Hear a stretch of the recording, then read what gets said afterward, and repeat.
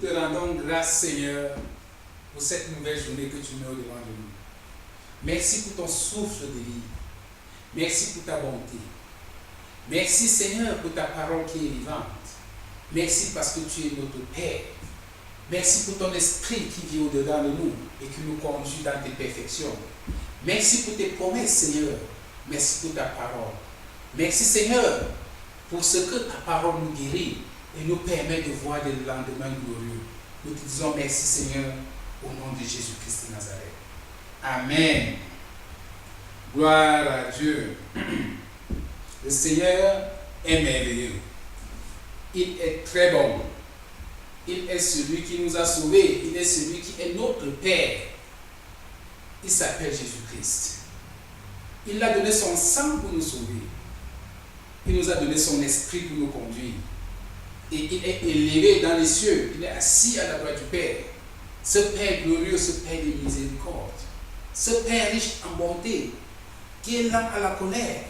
Ce Père qui est plein de grâce, qui nous accorde cette grâce chaque matin que le soleil se lève. On se lève avec un nouveau souffle de vie, avec une nouvelle espérance. On se lève chaque matin et on se rend compte que nous pouvons encore espérer. On se rend compte que notre passé est derrière nous, on ne peut rien y faire. Mais nous avons la grâce de croire un Dieu qui peut nous permettre de voir un lendemain meilleur. Nous rendons grâce à ce Dieu qui nous donne l'occasion d'être aujourd'hui ensemble. À ce Dieu qui nous permet de croire que ce qui nous attend le lendemain n'a rien de comparable à ce que nous avons vécu hier. Parce que c'est un Dieu qui nous amène de gloire en gloire. Gloire à Dieu. Il nous a sortis de l'Égypte au travers de notre Seigneur Jésus-Christ. Il nous a sauvés par son sang précieux. Il nous a donné son nom par lequel nous sommes sauvés de toutes les circonstances de la vie. Il nous a fait traverser le désert. Il nous a formés par sa parole. Il nous a amenés au travers du Jourdain. Et il nous a fait entrer dans la terre promise. Il nous a fait entrer dans notre rêve. Il nous a fait entrer dans notre promesse. Mais au fur et à mesure qu'on est dans cette promesse, les choses semblent de plus en plus difficiles. C'est comme si c'était un message que Dieu t'a déjà donné. Comme si il m'a donné le même message. Mais il y a une autre forme pour ce message ce matin. On se pose la question de savoir pourquoi cette promesse dure aussi longtemps. Mais comme il a dit il y a une semaine, qu'un jour pour l'Éternel c'est comme 1000 ans. Et 1000 ans pour l'Éternel c'est comme un jour. Et je crois que c'est la raison pour laquelle il pouvait conduire quelqu'un comme Abraham jusqu'à plus de 100 ans pour faire accomplir une promesse. Parce qu'il est le Dieu qui connaît les circonstances, qui connaît les temps. Pour lui, ton âge n'a pas d'importance. Mon âge n'a pas d'importance. C'est l'accomplissement de ta destinée qui est important au-devant de lui. Il t'a envoyé sur cette terre pour une raison. Et il voudrait que cette raison soit accomplie. Il voudrait que tu parcours ta destinée, que tu parcours ton chemin jusqu'à ce que tu accomplis pleinement la raison pour laquelle il t'a placé sous le soleil. C'est le Dieu que nous servons. Quel que soit le temps que cela peut lui prendre, il peut se rendre compte. Comme il a fait avec Ézéchias. Que Ézéchias va mourir, il dit je te donne encore 15 ans. Parce qu'il se rend compte que la raison pour laquelle Ézéchias a été créé n'est pas encore totalement complète. Il faut qu'on vive encore des années. C'est le Dieu qui peut ajouter à tes années. C'est le Dieu qui peut ajouter à ta vie. C'est le Dieu qui peut te donner plus que ce que tu peux imaginer. Quand il se rend compte que tu n'es pas en train de marcher selon sa volonté, il te donne encore une chance de revenir vers lui. Il te donne encore une chance.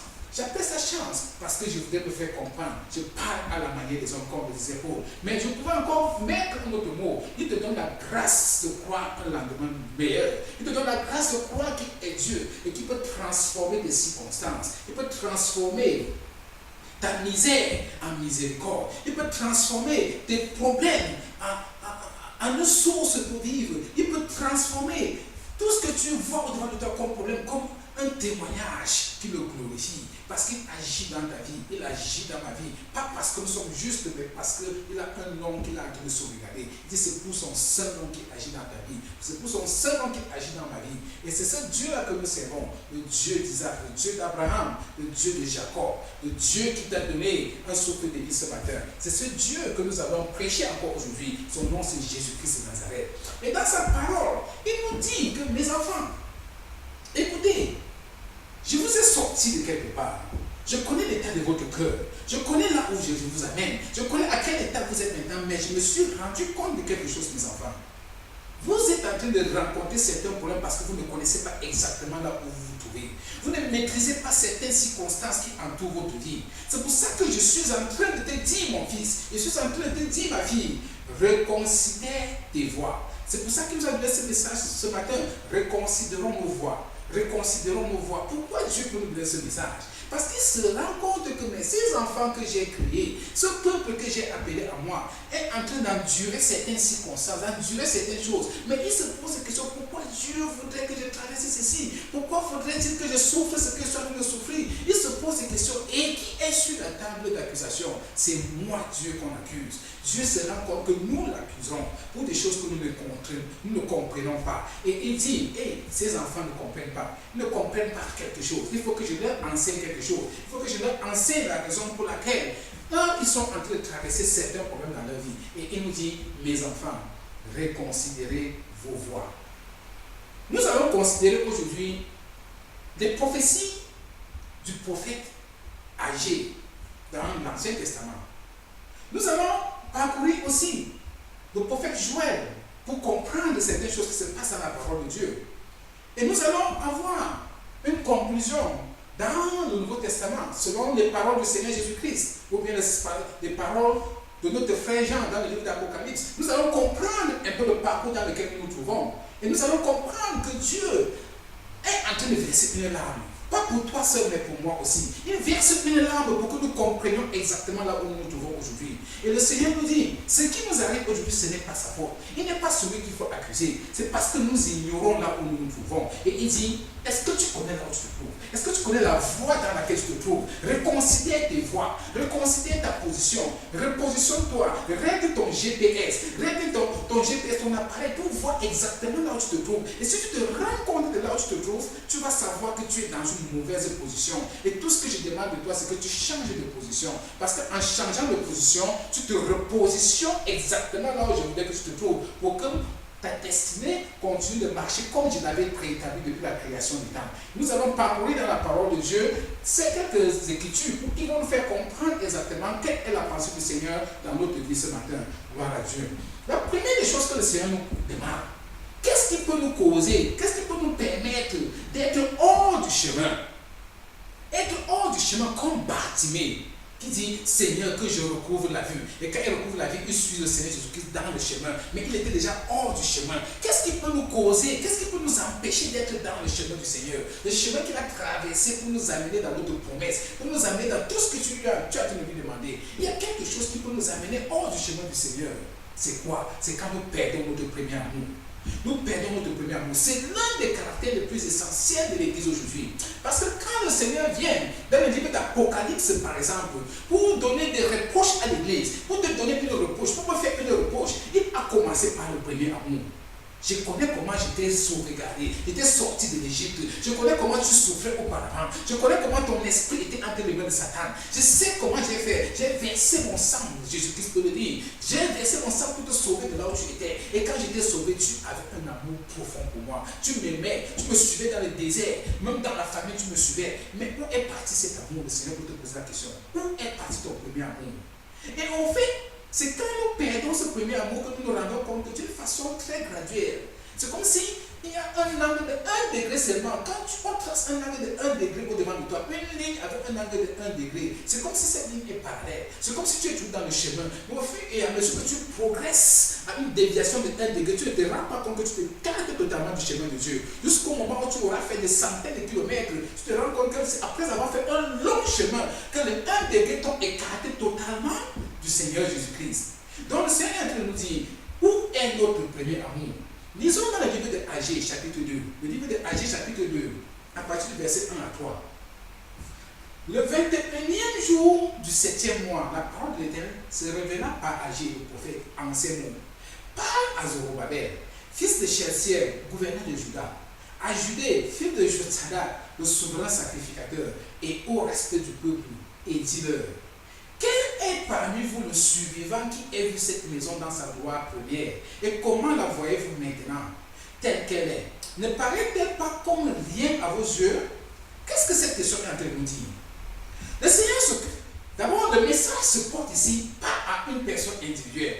Il se porte à un peuple, bien sûr, toi et moi, mais il se rend compte qu'il y a des sacrificateurs, il y a des pasteurs qui sont là maintenant pour s'occuper du peuple. Le message s'adresse aussi à eux, il dit aux sacrificateurs. Et il se rend compte qu'il a établi des rois, il a établi des gens qui règnent sur le peuple. C'est pour ça que la parole de Dieu est annoncée d'abord à Zorobabel, qui était comme le président de la République en ce moment. Donc là maintenant, la parole de Dieu, Dieu commet sa parole pas seulement à l'église de Christ, pas seulement au peuple de Christ, mais il commet sa parole dans le monde entier. Parce qu'il espère que le monde entier écoute cette parole et se répand. Maintenant, il pose une question. Qui de vous reconnaît comment il était quand il est né de nouveau? C'est la question qu'il a pu me poser ici. Quel est parmi vous le suivant qui ait vu cette maison dans sa gloire première? Imaginez un peu le peuple de Dieu quand il sort d'Égypte. Imagine-toi quand tu es sauvé, la première semaine, le premier mois, l'amour qui était en train de flamber dans ton cœur quand tu as reçu le Seigneur Jésus-Christ. Quand le Seigneur étend sa main, les eaux de la mer Rouge se divisent en deux. Le peuple d'Israël traverse la mer Rouge avec des miracles, des signes et des prodiges. Les ténèbres qui ont frappé l'Égypte, tout ce qui s'est passé. Imagine tous les miracles que le Seigneur a fait dans ta vie quand tu as reçu le Seigneur Jésus-Christ. Imagine toute cette atmosphère que tu as vécue. Imagine ce feu qui flammait dans ton cœur. Il dit, regarde-toi maintenant, compare les deux. Le feu d'avant est parti où? Le feu de ce salut d'avant est parti où? Je reconnais quand tu étais en cette période, mon fils, en cette période, ma fille, quand tu priais toute la nuit, tu étais là, tu croyais en un Seigneur qui t'a sorti de quelque part. J'imagine ton amour en ce moment. Je regarde cet amour. Où est parti cet amour? C'est la question qu'il pose ici.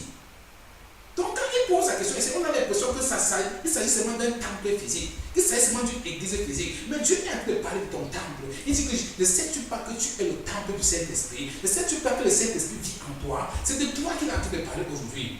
Ce n'est pas une maison faite de main d'homme. Il dit que toi, regarde comment tu es. Regarde comment tu as reçu le salut. Regarde à quel niveau j'étais pris. Regarde l'amour que tu portais pour moi en cette période. Compare cet amour de l'avant avec cet amour que tu as maintenant. Est-ce que c'est le même amour?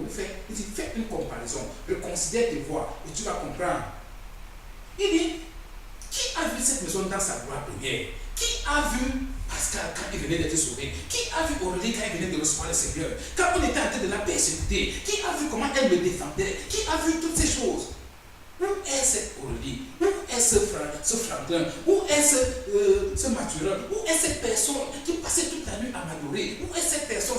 C'est la question que le Seigneur a dû me poser. Où es-tu? Il est en train de te chercher. Il te regarde, il te voit physiquement, mais il te voit plus spirituellement. Quoique tu es sauvé, mais le Seigneur ne te voit plus spirituellement. Il cherchait à revoir la personne qui lui avait dit oui. La personne qui lui avait mis, à qui il a mis l'alliance dans le roi. Quand tu dis oui pour le mariage, le jour du mariage, on n'oublie jamais. On met une alliance éternelle, une alliance qui symbolise cet amour entre toi et la personne que tu as pu épouser. Le Seigneur cherche la personne à qui il avait mis l'alliance. Nous avons changé totalement. Nous nous sommes métamorphosés maintenant. Nous nous sommes complus maintenant à la circonstance qui a été nous environnée. Et il dit, où est parti le Mathurin du premier jour?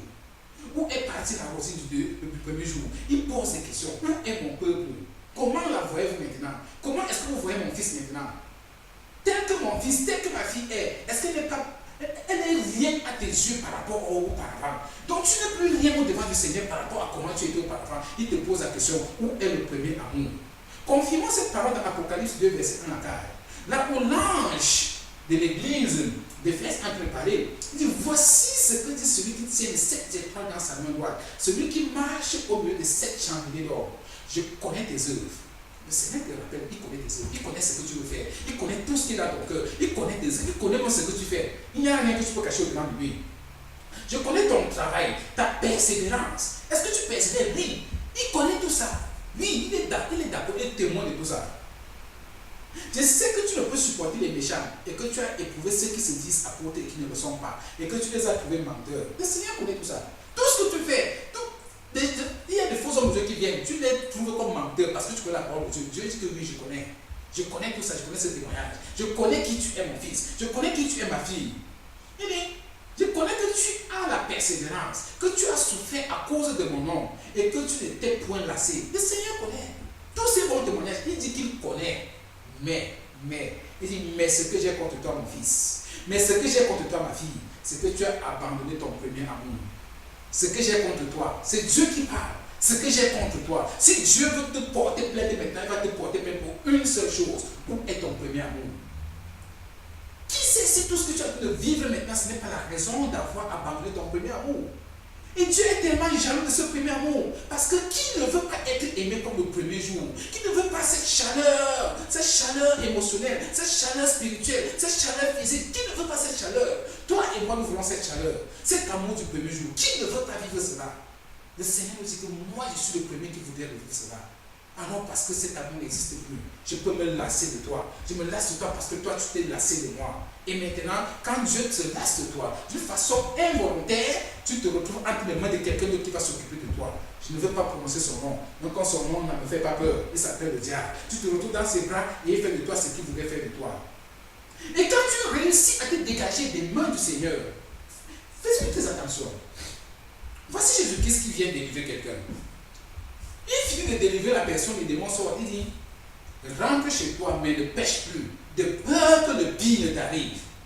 Il dit, j'ai lavé ta maison, j'ai balayé ta maison, j'ai tout nettoyé. Vas-y, mais ne pêche plus, de peur que le pire ne t'arrive. Et il explique que quand tu viens, tu nettoies la maison de quelqu'un, tu chasses le diable, tu le fais sortir de la maison. Maintenant, le démon revient pour vouloir entrer dans la maison, il trouve que la maison est propre.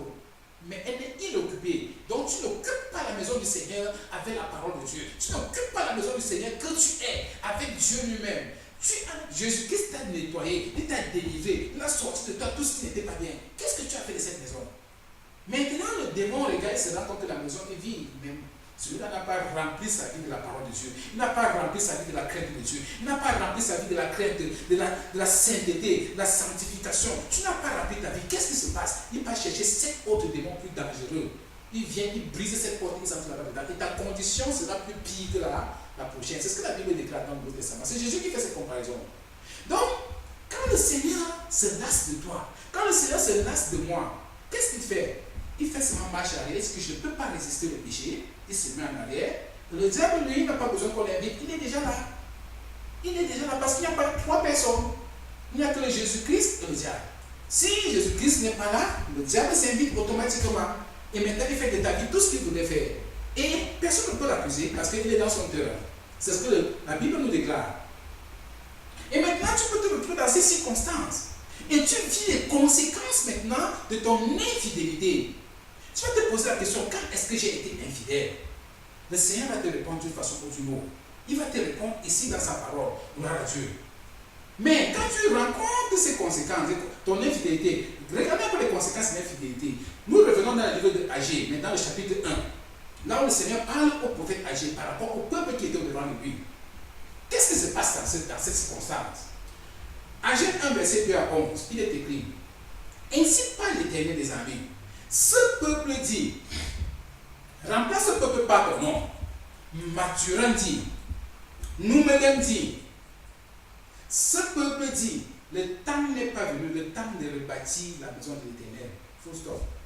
Ici, la maison de l'Éternel, beaucoup de prédicateurs n'aiment pas prêcher cette parole parce qu'ils ont peur. Comme on dit qu'ils sont en train de dire qu'on doit venir construire l'église. Mais je t'ai toujours dit, la première église c'est d'abord toi. Je crois que Dieu parle d'abord de toi en tant que son temple. Tu dis que ce n'est pas le temps de t'occuper des affaires de Dieu. Non, il faut d'abord que je parte construire ma maison. Il faut que je parte d'abord faire ceci. Je dois d'abord finir mon étude. Je dois d'abord faire ceci avant de venir servir le Seigneur. C'est la question que je vais te poser ici. Ce peuple dit, le temps n'est pas venu. Tu dis que le temps n'est pas venu de faire quoi? De rebâtir la maison de l'Éternel. Rebâtir la maison de l'Éternel. Jésus a dit, le temps vient et il est déjà arrivé, où les vrais adorateurs m'adoreront en esprit et en vérité. Donc, ce qui est en train de dire ici, c'est qu'il ne s'agit pas d'un temps de faire de main d'homme. Quoique ça peut aussi dire l'église physique. Il peut être en train de dire aussi, bon, si nous sommes dans une circonstance où il faut bâtir une église, et toi tu dis que ce n'est pas le temps de bâtir une église, cette parole va s'appliquer automatiquement à toi. Donc, le Seigneur dit ici que arrête de croire que ce n'est pas le moment de t'impliquer totalement dans son business, dans son affaire, dans les affaires de Dieu. Arrête de croire que ce n'est pas le moment. Il dit, ce peuple dit, le temps de rebâtir la maison de l'Éternel n'est pas arrivé. C'est pourquoi la parole de l'Éternel leur fut adressée par Agé le prophète en ces mots. Est-ce le temps pour vous d'habiter vos demeures lambrissées quand cette maison est détruite? Écoute ce que le Seigneur te dit. Est-ce que c'est le moment pour toi de partir te réjouis dans ta maison, que tu crois qu'elle est belle, tu crois que ta maison a tout, tu crois que tes affaires sont tout ce qu'il faut, tu crois que tes affaires c'est ça qui est la priorité. Il dit, insensé, ce soir même ta vie de cela le demander. C'est ce que Jésus a dit à une autre personne. Comme tu crois que tu as des biens, tu vas manger dans ton salaire, tu vas manger tout ce que tu as, tu vas te réjouir, boire du vin et te reposer. Il dit, insensé, ce soir même ta vie de cela le demander. C'est ce que Jésus dit. Alors le Seigneur dit que toi qui avais te réjouir dans ta propre maison, en disant que ce n'est pas le temps de se m'occuper des affaires de Dieu. Où est ton premier amour?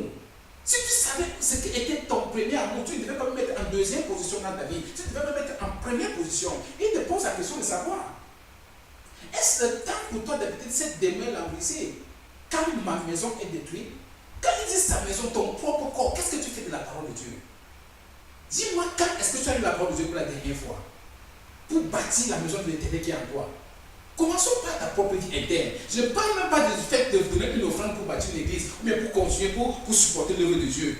Là-bas, tu peux encore très facilement faire cela. Mais le plus important, quelle est la dernière fois que toi, mon frère, toi, ma soeur, tu t'es assis, tu as dit que je lis la parole de Dieu, je nourris mon esprit de la parole de Dieu, je bâtis le temple de Dieu qui est en moi. Quand est-ce que tu as lu la Bible pour la première fois? Je ne parle pas de lire comme un livre, je parle de t'asseoir et de méditer, être en connexion avec Dieu dans sa parole. Quand pour la dernière fois est-ce que tu l'as fait? C'est la question que le Seigneur te poser ici. Avant de dire que tu vas sortir de l'argent pour offrir pour l'avancement de l'œuvre de Dieu, c'est une bonne action, mais la première action c'est d'abord dans ton esprit. Quand est-ce que tu as lu la parole de Dieu pour la dernière fois? C'est la question que Dieu nous pose aujourd'hui. Et il dit maintenant, ainsi parle maintenant l'Éternel, des amis. Considérez attentivement vos voix. Donc quand tu as de vouloir me réclamer, tu dis que la promesse tarde, la promesse ne vient plus très vite, la promesse elle fait ceci, Dieu le tarde, pourquoi Dieu monte, pourquoi Dieu descend? Il dit considère attentivement tes voix. Avant que tu te mettes à te plaindre, considère attentivement tes voix. Il ne dit pas que considère tes voix, il dit considère attentivement. Donc assois-toi, tu fais un checkpoint, tu commences à considérer, tu réfléchis très bien sur tes propres voix avant de poser la question. Vous s'aimez beaucoup et vous recueillez peu. Premier exemple. Est-ce que tu s'aimes beaucoup mon frère? Est-ce que tu s'aimes beaucoup ma soeur? Mais qu'est-ce que tu recordes? Ça c'est un premier checkpoint. Regarde, si tes semences ne donnent pas ce que tu as envie de faire, ça c'est le premier checkpoint. Vous mangez et vous n'êtes pas rassasié. Deuxième checkpoint. Chaque fois, tout ce que quel que soit ce que tu fais, ça ne te rassasie pas. Ce n'est pas une satisfaction physique dont je parle. C'est-à-dire que tu n'es jamais satisfait dans tout ce que tu as envie de faire. Quel que soit ce que tu as envie de faire, tu n'es pas satisfait. C'est un signe. Il continue le signe. Il dit ceci. Vous buvez et vous n'êtes pas désatterré.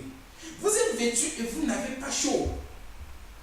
C'est-à-dire que tout ce que tu fais maintenant pour te sentir à l'aise, tu es éternellement insatisfait. C'est pour ça que le Seigneur te parle. C'est des signes. C'est des signes qui peuvent te faire comprendre que tu es au mauvais endroit. Reconsidère attentivement tes voix. Quand ces choses sont en train de se passer dans ta vie.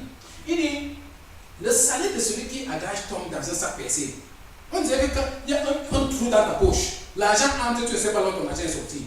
Tes problèmes arrivent, on ne sait pas là où tes problèmes sortent souvent. C'est de ça qu'il a préparé. Un sac percé. C'est-à-dire que ça vient toujours de nulle part.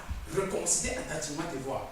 Reconsidère. Parce qu'au moment où tu as envie de te plaindre du Seigneur, le Seigneur est en train de se dire que, hey, fais attention. Regarde toi là où tu te trouves. Parce que si tu connais là où tu te trouves, ça ne va pas t'arriver. Ainsi parle l'Éternel, les amis. Considérez attentivement vos voix. Il reprend. Considérez vos voix. Ne dites pas que mes voix sont tordues, mais considérez tes propres voix. Il dit ceci. Verset 8. Montez sur la montagne. Que veut dire monter sur la montagne? Monter sur la montagne, comme il y a des moments où tu attends les chrétiens dire je suis sur la montagne. Généralement, c'est quand ils sont en train de geler. En fait, monter sur la montagne, c'est une action de dire venez vers, grandis, monte plus haut. Engage une action spirituelle qui te sort de là où tu te trouves parce que tu es encore en bas, comme un petit bébé. Il dit grandis spirituellement, sors de ton état de bébé, grandis spirituellement. Monte sur la montagne. La montagne c'est un symbole de grandeur. Grandis spirituellement, sors de ta coquille. Parce que dans ta coquille, tu ne vas que sentir comme un œuf pourri. Il ne faut pas que tu sois comme un œuf pourri. Il dit sors de ta coquille, grandis, monte des échelons. Et quand on dit monter sur la montagne, ce ne sera pas une action facile. Pour grimper, c'est une action d'effort, c'est un effort que tu dois faire. Tu dois te lever et travailler spirituellement, travailler ta propre vie. Que ce soit émotionnellement, spirituellement ou physiquement, il faut travailler, il faut sortir et engager cette action, ce voyage vers la montagne. Il dit ceci. Il dit, apportez du bois et bâtissez la maison. Apportez du bois et bâtissez la maison. J'en aurai de la joie et je serai glorifié, dit l'Éternel. Donc, ce n'est pas en bas là où tu te trouves que tu vas glorifier l'Éternel. C'est sur la montagne.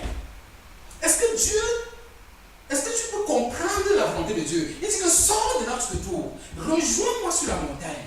C'est sur la montagne. C'est là où j'ai envie de te mettre. Je t'ai donné ma révélation. Je t'ai dit là où je voudrais t'amener. Rejoins-moi à notre point de rendez-vous. Notre point de rendez-vous, c'est sur la montagne. La montagne peut signifier n'importe quoi. Tout ce que le Seigneur t'a révélé, il a dit que nous allons faire ceci ensemble. Rejoins-moi dans ce point de rendez-vous, dans ce point de ce projet. Rejoins-moi là-bas, sors de là où tu es en train de dormir. Sors de là-bas, remonte, gravis des échelons. Tu vas glisser en haut, tu vas tomber. Mais arrange-toi à ce qu'on se retrouve sur la montagne. C'est pour ça qu'il te dit que comme un GPS, nous sommes perdus. Reconsidérons nos voies. Où est-ce qu'on se trouve? Est-ce qu'on est sur la montagne? C'est-à-dire, je vous attends sur la montagne. Où est-ce que tu te trouves maintenant? Tu ne peux le savoir que par la parole de Dieu. Quand est-ce que tu as eu la parole de Dieu personnellement? Tu as médité avec le Seigneur pour la dernière fois. C'était quand? Et quand tu le mets, parce que tu le mets en pratique.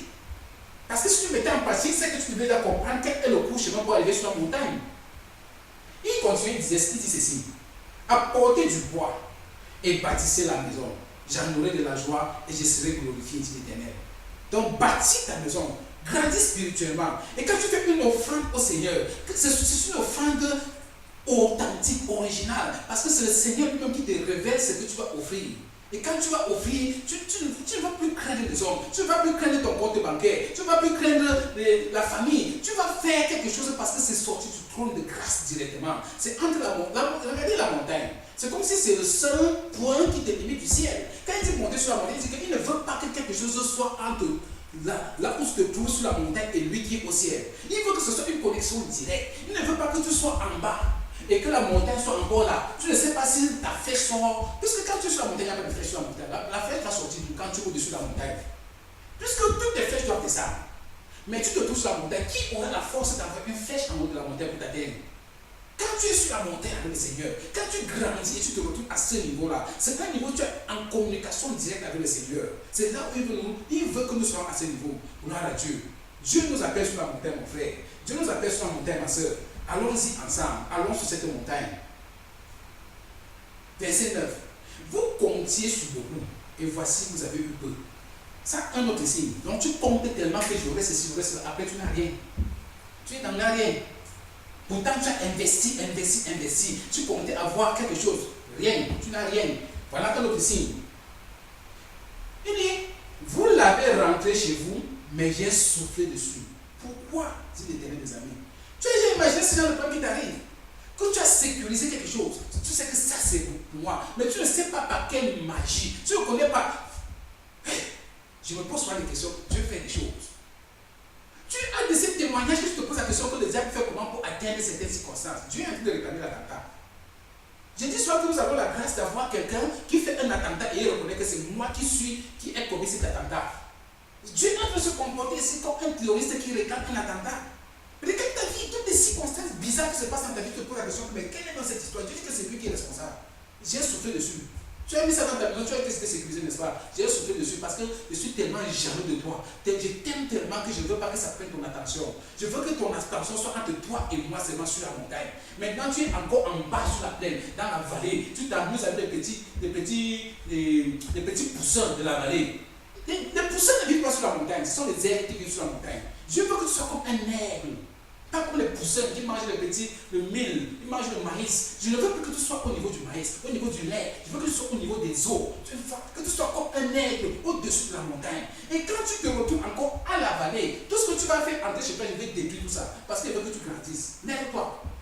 Sors de ta maison. Sors de ton écaille. Sors de ta hutte. Sors de ta case. Viens au monde sur la montagne. Là où je vais te faire régner sur le monde. C'est là où le Seigneur nous a amenés. Il dit, suis ton témoignage toi-même. Ne partons même pas loin. Ne cherchons pas le témoignage des autres. Ton propre témoignage. Combien de fois est-ce que tu as sécurisé quelque chose dans ta propre vie? Après tu cherches et tu ne vois plus. C'est parti où? Dieu dit que je réclame à ta table. J'ai soufflé dessus. Je réclame. C'est moi qui ai fait cela, c'est ce que je dis. C'est moi qui ai fait ça, ne cherche pas loin. Laisse le diable tranquille. C'est moi qui ai fait ça. Pourquoi? Parce que tu ne veux pas m'écouter, tu ne veux pas me suivre. Il dit ceci. Vous l'aviez rentré chez vous, mais j'ai soufflé dessus. Pourquoi? Dit l'Éternel des armées. À cause de ma maison qui est détruite. Tandis que vous vous empressez chacun pour sa propre maison. Voilà la raison simple. Tu t'empresses pour tes propres choses, alors que mes choses, tu ne veux pas t'occuper de mes choses. Ok, on va voir qui est le plus fort ici. C'est ce que Dieu a dit de dire. Je réclame l'attentat. Comme Al-Qaïda réclame les attentats. Boko Haram réclame les attentats. Voilà Dieu qui réclame sa part. C'est moi qui ai fait. Tu es mon enfant. Je t'ai appelé pour des grandes choses. Toi, tu veux t'occuper des petites choses. Je vais te faire ça dur. C'est ce qu'il a dit de dire. Gloire à Dieu. Il a dit que toutes choses concourent au bien de ceux qui aiment Dieu, même quand il commet des attentats. Il faut dire gloire à Dieu. Ne dis pas que Dieu est méchant. Il n'est pas méchant. Il veut seulement t'amener plus haut. Amen. Gloire à Dieu. Verset 10. C'est pourquoi les cieux vous ont refusé la rosée. Qu'est-ce que cela veut dire? Tu pries, tu espères que ça va tomber les cieux. Boum, il a coupé. Il dit que ça, rien ne vient. Rien, pas de pluie. Tout ce que tu demandes là, rien ne vient. Parce que j'ai bloqué, j'ai tout bloqué. À cause, je vais t'amener quelque part, tu vas rester sur place. Viens, on part. Suis-moi, c'est ce que Dieu a te dit. Et la terre a refusé ses produits. J'ai appelé la sécheresse sur le pays, sur les montagnes, sur le blé, sur le mou, sur l'huile, sur ce que la terre peut rapporter, sur les hommes et sur les bêtes, et sur tout le travail des mains. Dieu a dit que c'est lui. Il réclame l'attentat. Ne cherchez plus. La CIA n'a rien à faire. Le FBI n'a rien à faire dans cette histoire. C'est Dieu. Dieu a dit que c'est lui. Il enlève tous les enregistrements, il enlève tout. Dieu dit que c'est moi. Je réclame l'attentat. Qu'est-ce que tu fais quand c'est Dieu dit que c'est lui? La seule personne avec qui tu vas partir, c'est chez ce même Dieu. Que Dieu, viens en cause maintenant. Il dit que tu veux qu'on cause, viens, sois toi en cause maintenant. Là, tu es devenu mon fils. Tu es devenu ma fille. C'est ça moi que je voulais. Je voulais que tu reviennes. Et quand tu reviens, est-ce que beaucoup de gens acceptent de revenir? Combien de personnes à qui Dieu a parlé, il a dit revenir, et personne n'est revenu? On dit que non, Dieu ne peut pas faire ça. On dit que non, le Dieu là, tu vas venir ici, là, toi, on dit ça. Chacun raconte sa part.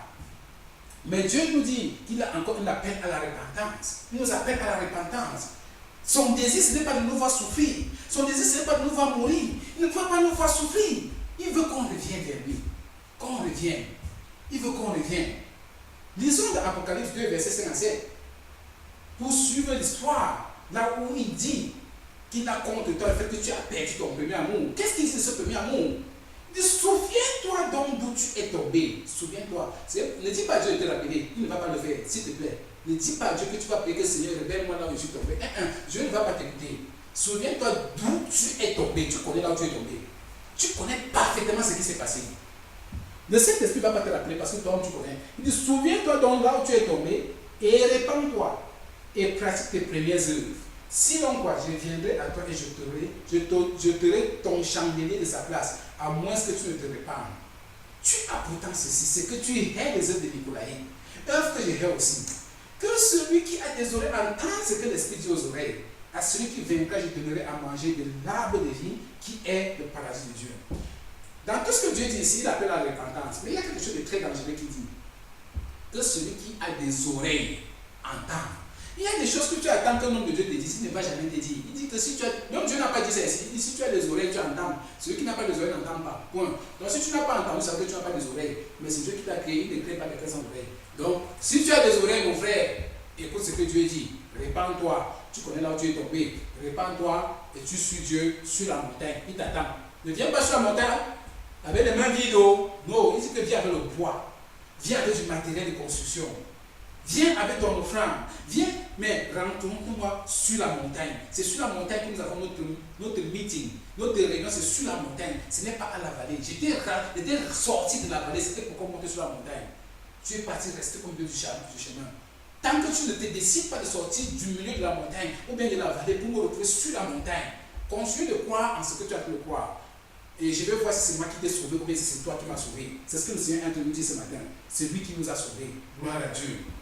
Allons-y dans Joël 2. Le livre de Joël, c'est un livre très intéressant. Verset 12 à 17. Dieu nous appelle à la repentance. Quand il te parle et il te révèle par son esprit ce qui ne va pas dans ta vie, il te permet de repositionner, de synchroniser ton GPS à lui qui est le Saint-Esprit. c'est qu'il t'aime tellement. Il dit ceci, Joël 2, versets 12 à 17. Il te rappelle encore à la repentance. Il dit, maintenant encore, dit l'Éternel, revenez à moi de tout votre cœur. J'aime ce verset. Dieu ne dit pas tout simplement revenez à moi, il dit de tout votre cœur. Il y a des gens qui savent revenir au Seigneur, mais avec 1/8 du cœur, ils mettent de 7/8 du cœur autre ailleurs. N'est-ce pas? On est revenu au Seigneur, non? Vous avez vu, non? On a vu avec 1/8. Le Seigneur dit que revenez de tout votre cœur. Ça veut dire que la vraie repentance, il n'y a que le Seigneur qui peut dire quelle est la vraie repentance. De tout votre cœur. Qui connaît le cœur de l'homme? Tu peux naître, grandir, vieillir, mourir. Personne ne peut voir ton cœur. Personne, toi tu ne pourras pas voir ton cœur. Mais tu sais que tu as un cœur au-dedans de toi. Mais Seigneur, seul le Seigneur connaît l'état de ton cœur. Il dit, revenez de tout votre cœur. De tout votre cœur. Donc si tu viens 7/9 seulement, il connaîtra. Tu viens 8/9, il connaîtra. Tu viens 1/10, il connaîtra. Il dit, reviens de tout ton cœur. Parfois tu ne reçois pas ce que tu demandes parce que tu es venu en laissant une partie de ton cœur quelque part. Je veux que tu viennes total submission. C'est ce qu'on dit en anglais. Total submission, tu te soumets totalement. Il veut voir un cœur abandonné totalement à lui. C'est ce genre de cœur qu'il a vu là-dedans. Gloire à Dieu. Il veut t'amener dans un voyage. Lui seul qui connaît la destination. Non, pour il peut te montrer un tout petit peu. Venez avec des jeunes, avec des pleurs et des lamentations. Déchirez vos cœurs et non vos vêtements. Écoute, si tu déchires tes vêtements là, quand tu pleures chaque jour, tout le monde te voit pleurer. Je ne veux plus voir ces choses. Pleure, sois en train de chanter, mais je veux voir que ton cœur est en train de pleurer. Je veux voir notre cœur en train de se répartir. C'est dans le cœur. L'affaire là, c'est dans le cœur, ce n'est pas dans les habits, ce n'est pas dans l'apparence physique, c'est dans le cœur. Est-ce que Dieu peut lire ta larme dans ton cœur, mon frère? Est-ce que Dieu peut lire ta larme dans ton cœur, ma soeur? C'est là où il veut venir te rencontrer. Là où tu verses une larme originale, une larme authentique, pas de larmes de crocodile. C'est pas ça dont il a besoin. Il dit, déchirez vos cœurs et non vos vêtements. Et revenez à l'Éternel votre Dieu, car il est compatissant et miséricordieux, lent à la colère et riche en bonté. Et il se répand des mots qu'il envoie. Je vous ai dit qu'il a réclamé l'attentat. Mais quand il réclame l'attentat, il dit que c'est moi. Quand tu reviens sur le pardon, Seigneur, il dit que je me répands. Je voulais encore te bombarder. Ça, c'est le seul. Dieu est le seul terroriste légal qui existe. C'est comme ça qu'il le définit. Seul terroriste légal qui existe. C'est-à-dire que personne ne peut l'accuser pour ce qu'il fait. Il fait comme il veut, quand il veut, à qui il veut, pour résoudre le problème qu'il veut. Et tu ne veux pas, après ta CIA à compte de Dieu, on va voir comment ça va se passer. Il va même bombarder la CIA. Parce qu'il est Dieu. Il dit, je réclame. Comme tu es revenu là, je me répands des mots que j'allais encore envoyer. Donc tu peux arrêter les mots. Tu peux arrêter, c'est ce que ça veut dire. Tu peux arrêter toutes les mauvaises choses qui sont en train de t'arriver. Tu peux arrêter si tu reviens de tout ton cœur. Si tu reviens de tout ton cœur, il arrête, il se répand. Il dit que je n'en vois plus. Mais si tu refuses, il ne va même pas continuer. Il y a des missiles scouts spirituels, il y a des macabres spirituels, il y a les AK-47 spirituels, il y a toute qualité d'âme spirituelle. Il dit que ce sont les mots que j'envoie. C'est moi Dieu qui parle. Il continue en disant ceci. Qui sait s'il ne reviendra pas et ne se repentira pas? Et s'il ne laissera pas appeler la bénédiction, des offrandes et des libations pour l'Éternel, votre Dieu? Sonnez de la trompette en Sion, publiez un jeûne, une convocation solennelle, assemblez le peuple, formez une sainte réunion, assemblez les vieillards, assemblez les enfants, même les nourrissons à la mamelle, que l'époux sorte de sa demeure et l'épouse de sa chambre. Quand le portique et l'autel pleurent les sacrificateurs, serviteurs de l'Éternel, et qu'ils disent, Éternel, épargne ton peuple, ne livre pas ton héritage au port, aux railleries des nations. Pourquoi dirait-on parmi le peuple où est leur Dieu? Ça, c'est une intercession. Pourquoi est-ce que les gens vont dire que les gens sont intelligents où est leur Dieu? Chaque jour, mais les problèmes les plus tordus, c'est eux. Ils ont tous les problèmes du monde, c'est toujours eux, les gens d'Internet là. Les gens qui disent qu'ils prient même quoi? Où est même leur Dieu? Pourquoi faut-il que les gens disent où est notre Dieu, mon frère? Où est notre Dieu, ma soeur? Lèvons-nous, convoquons une prière. Allons nous repentir devant notre Dieu et nous allons admettre nos bêtises devant de lui. Il est là. Il dit, notre Dieu nous a dit quoi? N'aie pas peur, je ne veux plus te battre. Viens tel que tu es. Je vais te purifier avec une eau pure. De ce que tu as péché, de ce que tu as merdé, de ce que tu as commis des bêtises. Mais je n'attends que ton retour à la zone. Reviens vers moi. C'est le message que le Seigneur veut nous donner. Appel à la repentance. Gloire à Dieu. Et quand tu as la grâce de te repentir, d'avouer par ta bouche, il y a des des gens qui peuvent dire oui Seigneur, pardonne-moi, oui Seigneur, j'avoue, mais il n'agit pas. Quand tu te répands, tu confesses ce que tu as fait, tu déclares ce que tu as fait, il y a quelque chose de très primordial que tu dois faire. Tu dois agir. Agir sur ta confession, agir sur ta repentance. Jésus a dit de quoi?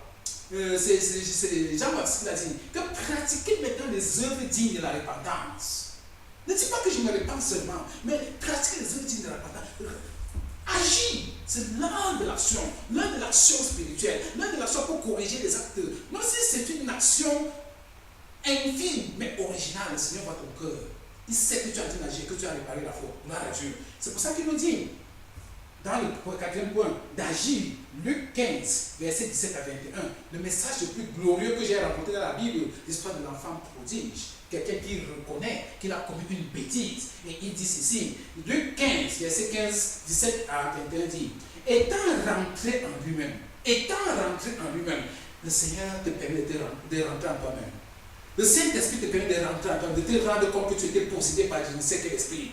Maintenant que tu rentres en toi-même, tu es conscient de ce que tu as dû vivre. Tu rentres en toi-même, tu redeviens conscient maintenant. Et tel que je parle, le Saint-Esprit te permet d'être conscient maintenant de là où tu es tombé, de la faute que tu as commise. Le Saint-Esprit te rendre cette liste maintenant. Et quand tu rentres en toi-même, il se dit, combien de mercenaires chez mon Père ont du pain en abondance? Et moi ici, je meurs de faim. Je me lèverai. J'irai vers mon Père et je lui dirai, mon Père, j'ai péché contre le ciel et contre toi. Je ne suis plus digne d'être appelé ton fils. Traite-moi comme l'un de tes mercenaires. Et il se leva et il alla vers son Père. Comme il était encore loin, son Père le vit et fut ému de compassion. Il courut se jeter à son cou et le baisa. Le fils lui dit, mon Père, j'ai péché contre le ciel et contre toi. Je ne suis plus digne d'être appelé ton fils. Gloire à Dieu. Quelle image! Quelle image! C'est là où Dieu t'attend. C'est là où Dieu m'attend. De revenir vers lui. Quand tu reviens vers Dieu, Dieu t'attend déjà. Il y a des anges qui t'attendent. Une délégation spirituelle t'attend. Tout le monde t'attend.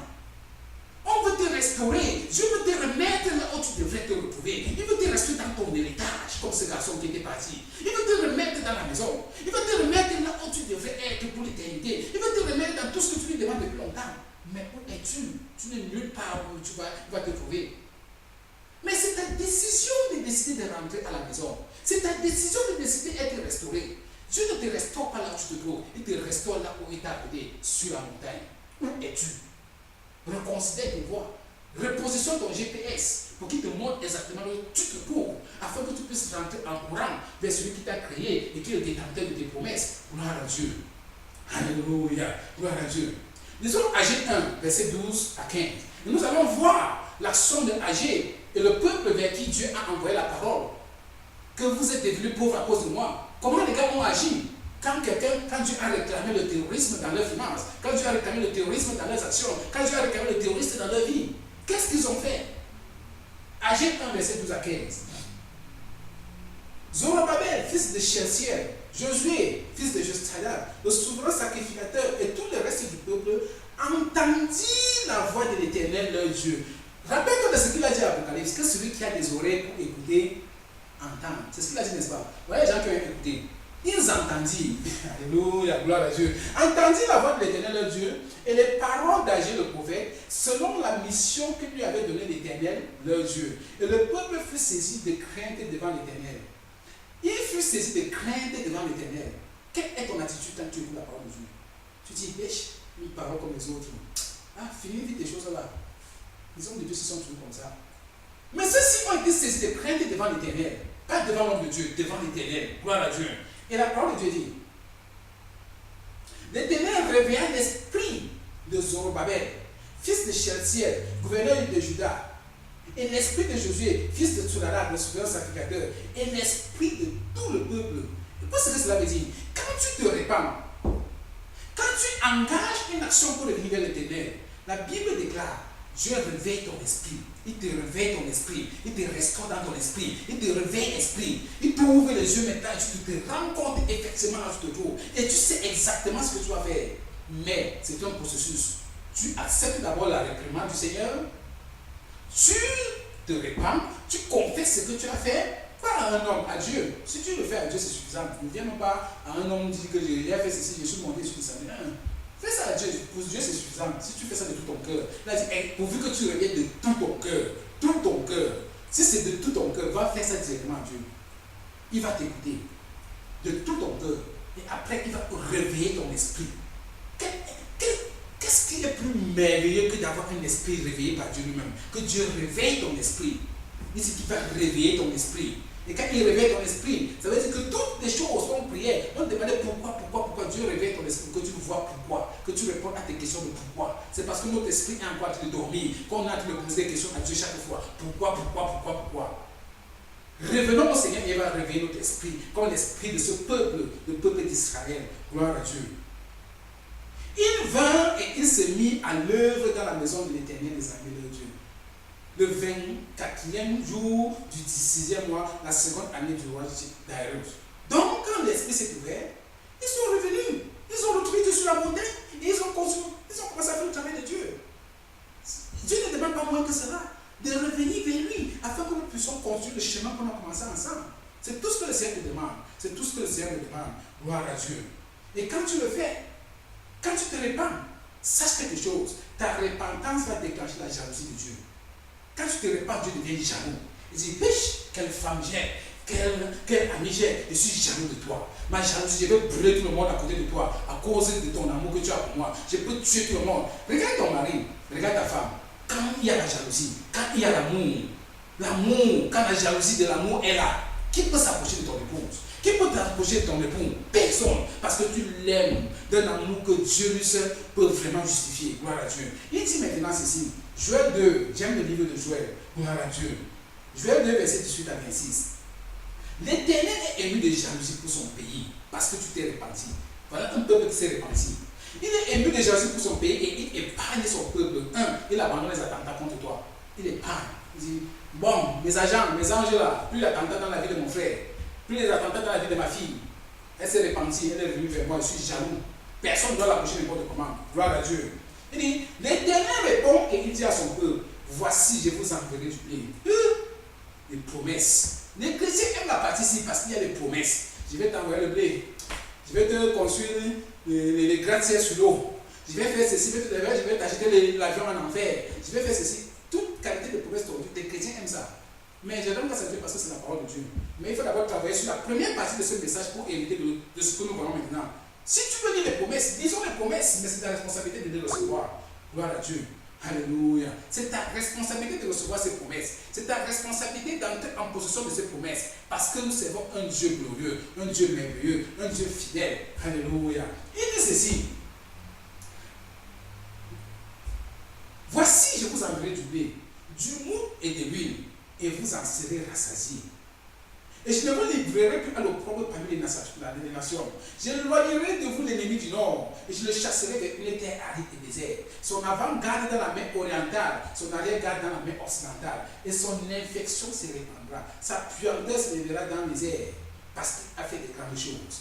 Terre, ne crains pas, sois dans la négresse et réjouis-toi, car l'Éternel fait de grandes choses. Bêtes des champs, ne craignez pas, car les plaines du désert reverdiront. Car les arbres porteront leurs fruits, le figuier et la vigne donneront leur richesse. Gloire à Dieu. Le Seigneur est en train de nous donner des promesses de restauration. Il dit, tout ce qui s'est passé auparavant là, j'avais posé. Maintenant, quand tu reviens vers moi, voilà mes actions pour te restaurer dans là où tu devais te retrouver. Il donne ces promesses. Les choses redeviendront comme avant. Mais tu dois me faire confiance. Gloire à Dieu. Tu peux continuer la lecture sur les promesses. Il donne la promesse à tout le monde. Verset 23. Et vous, enfants de Sion, et vous, Mathurin, et vous, Cameroun, et vous, Afrique du Sud, et vous, Canadiens, et vous, il dit, soyez dans la joie et réjouissez-vous en l'Éternel, votre Dieu. Car il vous donnera la pluie en son temps. Il vous enverra la pluie de la première et de l'arrière-saison. Comme autrefois. J'aime bien ça. Comme autrefois. Dieu aime autrefois. C'est autrefois qui avait le premier amour. Il dit, je vais restaurer comme autrefois. Ce premier amour, j'ai envie de ce premier amour. Comme autrefois. Autrefois. Si tu veux faire plaisir à Dieu, fais tout comme autrefois. Dieu aime ton autrefois. Parce que rien n'est plus glorieux que le autrefois du Seigneur. Gloire à Dieu. Et il dit, je vous remplacerai ces années qui ont été dévorées qu'on dévorait la sauterelle, le Gérard, le Asile et le Gazam, ma grande armée que j'avais envoyée contre vous. J'ai dit que Dieu réclame l'attentat. Il dit que bon, je vais vous restaurer, c'est que je sais ce que j'ai détruit dans ta vie. J'ai bombardé tout, mais je vais te restaurer ça, ne t'inquiète pas. Ne t'inquiète pas, je vais restaurer. Gloire à Dieu.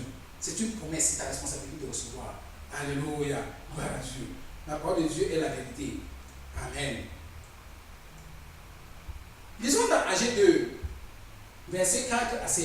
Il dit maintenant, puisque tu t'es repenti, puisque tu acceptes de te repentir, puisque tu agis maintenant selon la justice de Dieu, il dit, Agé 2, versets 4 à 5, maintenant fortifie-toi, Pascal, dit l'Éternel. Fortifie-toi, Josué, fils de Josadak, souverain sacrificateur. Fortifie-toi, Aurélie, peuple entier du pays, dit l'Éternel, et travaillez. Dieu t'appelle à sortir. Où est ton bois? Demande à ton voisin, où est ton bois? Où est ta truelle? Où est ton offrande que tu vas apporter au Seigneur? Nous sommes en train de passer sur la montagne. Il dit fortifie-toi et fais comment? Ne dis pas que reste là. Dis que j'ai écouté ta paix. Non, fortifie-toi et fais quoi? Il dit et travaillez. Travaillez. Levez-vous, sortez de la vallée et montez sur la montagne. Je vous attends sur la montagne. Gloire à Dieu. Car je suis avec vous, dit l'Éternel des amis. Je reste fidèle à l'alliance que j'ai faite avec vous quand vous sortiez de l'Égypte.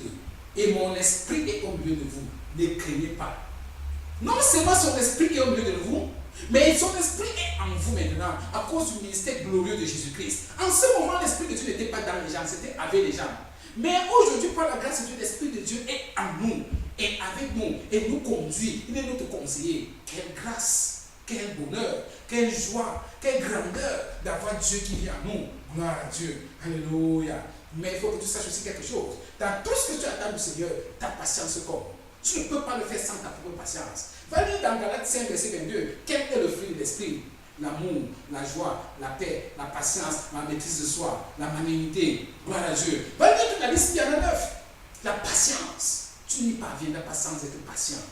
Parce que Dieu connaît, il maîtrise, il est le maître des temps et des circonstances. Gloire à Dieu. Alléluia. Il dit ceci. Agé 2, Somme 37, verset 10. Encore un peu de temps et le méchant n'est plus. Tu regardes le lieu où il était et il a disparu. Il dit encore un peu de temps. Dieu aime ce un peu de temps. Pourquoi il dit encore un peu de temps et ton ennemi va être détruit? Dieu est très stratégique. Parce que tu as passé beaucoup de temps dans la rébellion. Toi dont je parle, toi son enfant, tu as passé le temps à dire non à Dieu. Le diable en a profité pour prendre possession de ta vie. Maintenant que tu reviens, tu te répands. Dieu a aussi une stratégie. Il faut qu'il fasse sortir le diable de là-bas. Mais si ton ennemi se répand, Dieu va aussi le sauver. Il dit que donne le temps à ton ennemi parce que quand tu n'étais pas là, il n'a pris possession. Maintenant, il faut le dégager. Il y a des thèmes de dégagement. On ne dégage pas seulement d'un coup d'été comme ça. Il est vrai qu'au nom de Jésus-Christ, tout le monde touche genou fléchit. Mais toi qui es au nom de Jésus, là, est-ce que tu vis d'abord au nom de Jésus? C'est la question qu'il a pu te poser. Encore un peu de temps, doucement. Take it easy. Doucement, doucement. Tu vas y parvenir, mais doucement.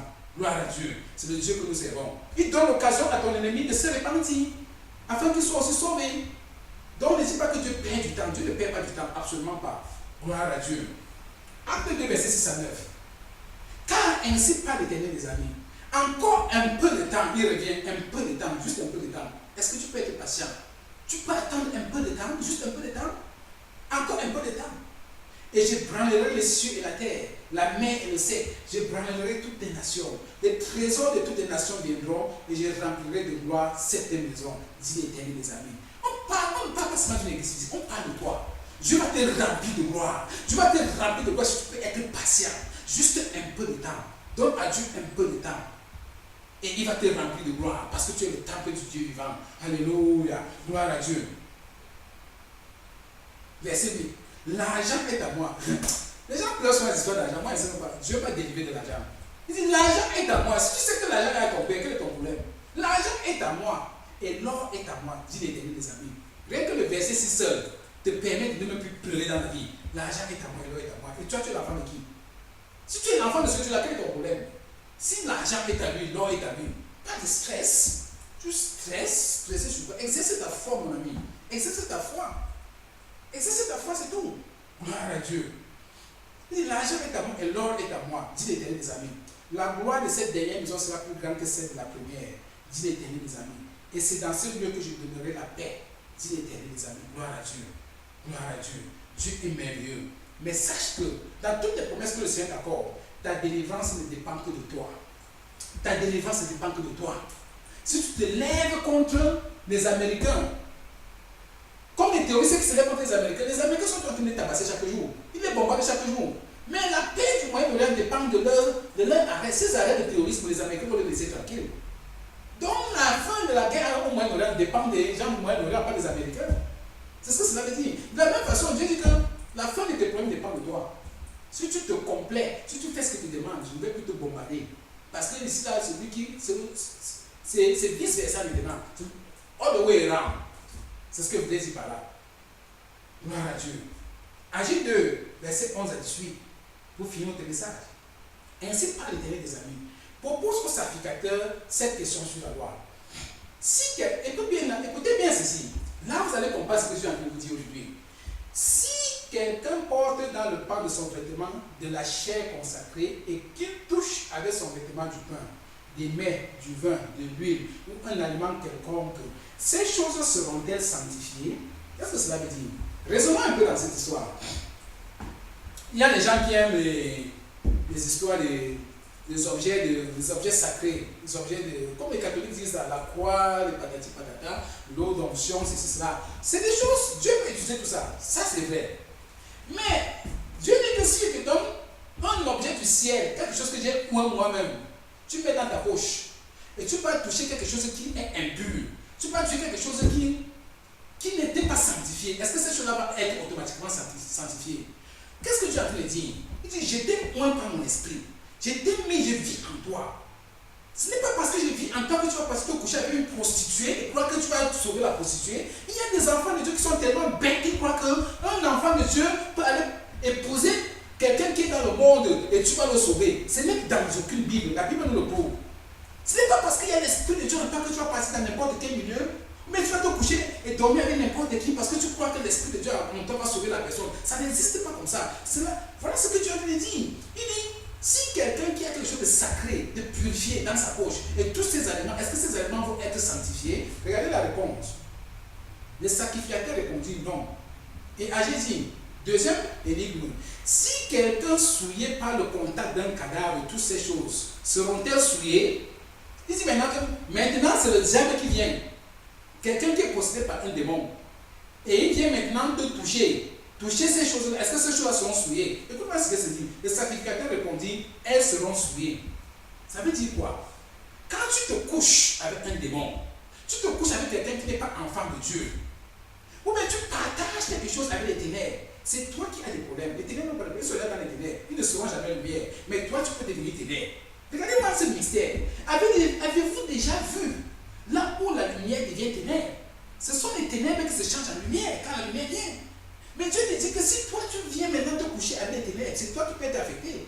Déjà les ténèbres sont les ténèbres, ils ne peuvent être que changés. Mais c'est un mystère. Je prie que tu comprennes ce que cela veut dire. Ton corps est le temple du Saint-Esprit. Tu ne t'amuses pas avec le temple de Dieu qui est en toi. C'est ce que Dieu est en train de te dire. Gloire à Dieu. Verset 14. Alors Agé, reprenant la parole, dit, tel est ce peuple, telle est cette nation devant moi, dit l'Éternel des armées. Telles sont toutes les œuvres de leurs mains. Ce qu'ils m'offrent là est souillé. Donc, Dieu voudrait que les offrandes que tu apportes sur la montagne ne soient pas comme les offrandes de la vallée. Ce que vous avez offert à la vallée, là, Dieu a mis 0 dessus. 0 en chiffre, 0 en non. Je refuse ce que vous m'avez offert dans la vallée. Montez sur la montagne avec moi. Sur la montagne, vous me connaissez mieux. Et quand vous m'offrirez quelque chose, ce ne sera plus souillé comme dans la vallée. Gloire à Dieu. Alléluia. Il dit maintenant, considérez donc attentivement vos voies. Ce qui s'est passé jusqu'à ce jour. Avant qu'on eût mis pierre sur pierre au temple de l'Éternel. Donc avant que tu viennes construire avec moi sur la montagne, reconsidère bien tes voies. Regarde bien ce que tu vas faire. Reconsidère tout ce que tu vas faire. Ne viens pas seulement parce qu'il t'a appelé. Considère. Et déjà dans ta tête ce que tu vas faire avec moi. Dans le parcours que j'ai envie de te faire, de faire parvenir avec toi. Considère tes voies. Réfléchis très bien avant de me suivre. Gloire à Dieu. Il va, verset 17. Je vous ai frappé par la rouille et par la miel. Il reprend, il vous dit ce qu'il a fait. Je vous ai frappé et par la grêle. J'ai frappé tout le travail de vos mains. Malgré cela, vous n'êtes pas revenu à moi, dit l'Éternel. Considérez attentivement vos voies. Considérez ce qui s'est passé jusqu'à ce jour. Jusqu'au 24e jour du 9e mois, depuis le jour où le temple de l'Éternel a été fondé. considérer-nous attentivement. Donc Dieu nous rappelle, il nous ramène à considérer nos voies, à regarder là où nous nous trouvons. Il ne dit pas que demandez-moi de considérer vos voies. Toi me considères devant mon frère, toi me considères devant ma soeur, et tu verras là où tu es tombé au devant du Seigneur. Gloire à Dieu. Car il dit dans 2 Corinthiens 6, verset 14 à 18, oh, ne vous mettez pas avec les infidèles sous un joug étranger. Jamais. Jamais. Si tu es à moi, dit Jésus-Christ, ne te mets pas avec les étrangers sous un joug étranger. Donc, ne t'associe pas avec des gens qui n'ont pas mon esprit pour faire des affaires. Pour faire des choses qui vont te détruire le lendemain. Parce que quand les conséquences vont venir, tu vas te poser la question que ça a commencé quand. C'est quand tu t'es mis avec les étrangers sous un joug étranger. Il dit, car quel rapport y a-t-il entre la justice et l'iniquité? Qui a-t-il de commun entre la lumière et les ténèbres? Quel rapport y a-t-il entre Christ et Bélial, ou entre Christ et Satan? Ou quelle part a le fidèle avec l'infidèle? Quel rapport y a-t-il entre le temple de Dieu et les idoles? Car nous sommes le temple du Dieu vivant. Comme Dieu l'a dit, j'habiterai et je marcherai au milieu d'eux. Je serai leur Dieu et ils seront mon peuple. C'est pourquoi sortez du milieu d'eux et séparez-vous. Sors du milieu de ce peuple, mon frère. Sors du milieu de ma soeur. Sépare-toi, mon frère. Sépare-toi, ma soeur. C'est ce que le Seigneur dit. Ne touchez pas à ce qui est impur et je vous accueillerai. Je serai pour vous un père et vous serez pour moi des fils et des filles, dit le Seigneur Tout-Puissant. Père, je te bénis parce que ta parole a été prêchée. Je te bénis, Seigneur, parce que ta parole a été libérée au milieu de ton peuple. Je te bénis parce que tu nous ramènes à toi par ta parole. Je te bénis parce que, Seigneur, tu nous as éduqués. Tu nous as fait comprendre que le problème, ce n'est pas toi, c'est nous, Seigneur.